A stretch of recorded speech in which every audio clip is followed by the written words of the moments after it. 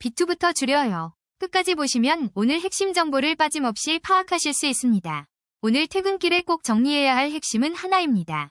반도체가 하루 크게 빠진 것처럼 보이지만 실제로는 그동안 시장을 끌고 온 쏠림 장세의 약한 고리가 드러났다는 점입니다.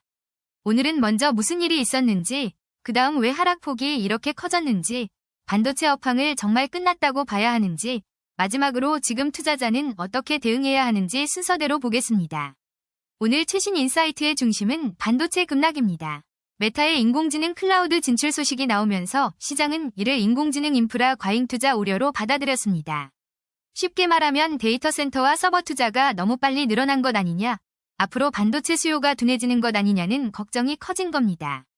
이 충격으로 삼성전자, SK하이닉스, 삼성전기 같은 핵심 주도주가 크게 밀렸고 코스피는 7648.09로 7.89% 하락했습니다. 코스닥도 리포트 기준 6.74% 급락했고 이후 보안 데이터 기준으로도 866.72의 5.40% 하락이라 약세 흐름 자체는 분명했습니다. 그런데 여기서 중요한 점은 반도체 업황이 바로 꺾였다고 단정하기는 이르다는 겁니다. 리포트 속 전문가들은 메타 이슈를 수요 붕괴라기보다 유효 컴퓨팅 자원 수익화와 차익 실현의 빌미로 해석합니다. 유효 컴퓨팅 자원은 이미 확보해둔 서버나 연산 능력 중 남는 부분을 뜻합니다. 그러니까 메타가 인공지능 투자를 멈췄다기보다 갖고 있는 자원을 돈이 되게 활용하려는 움직임일 수 있다는 겁니다. 다만 시장은 이미 반도체에 너무 많이 기대고 있었기 때문에 이런 뉴스 하나에도 겁이 크게 난 것입니다. 수급도 하락을 키웠습니다. 외국인은 코스피에서 5조 원 안팎을 순매도했고 개인이 그 물량을 받아냈습니다. 여기에 단일 종목 레버리지 상품, 신용융자, 반대매매 부담이 겹쳤습니다. 레버리지는 주가 움직임을 2배, 3배로 따라가도록 만든 상품입니다. 신용융자는 빚을 내 주식을 사는 거래입니다. 반대매매는 담보가 부족해지면 증권사가 강제로 주식을 파는 것입니다. 이 세 가지가 동시에 작동하면 하락이 하락을 부르는 구조가 됩니다. 기업의 가치가 하루 만에 그만큼 나빠지지 않았더라도 빚으로 버티던 물량이 쏟아지면서 주가는 더 크게 흔들릴 수 있습니다. 이전 인사이트와 비교하면 변화가 더 선명합니다. 이전에는 메모리 가격 상승, 장기 공급 계약, 인공지능 서버용 부품 부족 때문에 반도체 구조적 랠리 기대가 유지된다고 봤습니다. 또 삼성전자, SK하이닉스, 삼성전기, 반도체 장비주 중심의 흐름이 이어질 수 있다고 했습니다. 하지만 최신 인사이트에서는 그 기대가 완전히 사라진 것이 아니라 기대보다 수급 리스크가 먼저 폭발했다는 점을 강조합니다. 유지된 판단은 반도체를 실적 확인 구간으로 봐야 한다는 것입니다. 달라진 판단은 레버리지와 신용, 외국인 매도가 지수 전체를 흔들 만큼 위험해졌다는 것입니다. 왜 이게 중요하냐면 올해 지수 상승과 이익 전망 상향의 상당 부분이 반도체에 몰려 있었기 때문입니다. 더블배거, 그러니까 주가가 2배 오른 종목 수는 오히려 줄었다는 점도 중요합니다. 지수는 강해 보였지만 실제로는 시장 전체가 골고루 오른 것이 아니라 소수 대형주가 지수를 끌고 간 장세였다는 뜻입니다. 이런 시장에서는 주도주가 흔들리면 체감 하락이 훨씬 큽니다. 레버리지 성장지수 펀드 리밸런싱, 미수와 신용 부담, 반대매매가 같이 나오면 하락폭은 펀더멘털보다 과장될 수 있습니다. 반도체 반대편에서는 다른 업종도 보입니다. K뷰티, 식품, 엔터, 건설, 화장품, 2차전지 일부 소외주, 항공 대형주가 상대적으로 주목받았습니다.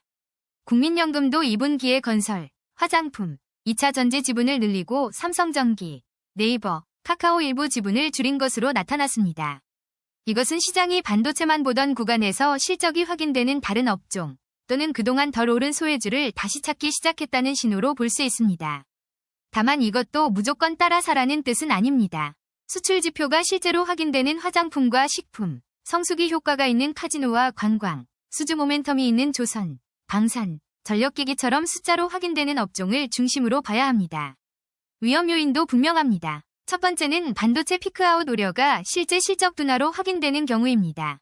피크아웃은 업황이나 실적이 정점을 찍고 내려오는 것을 말합니다.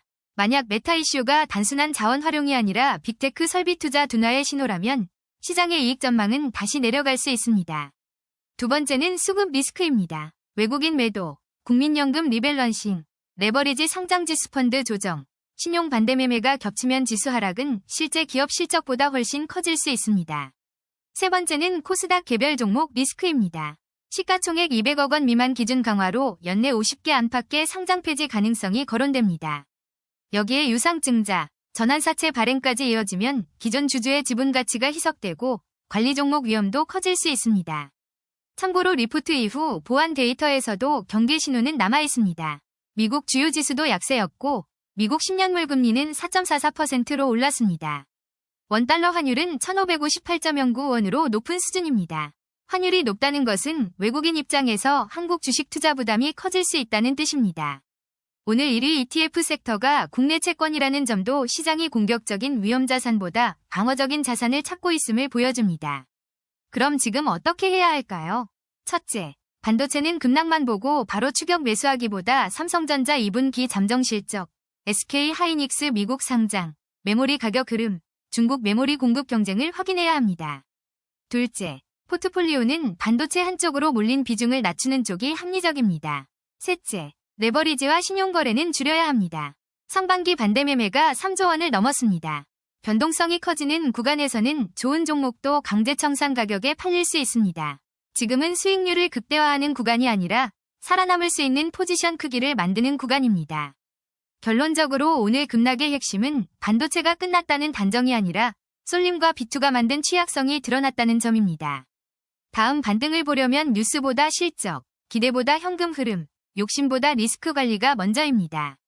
이 영상은 투자 정보 제공 목적이며 투자 판단의 최종 결정은 반드시 본인이 해야 합니다. 구독과 좋아요로 다음 시장도 함께 대비하세요.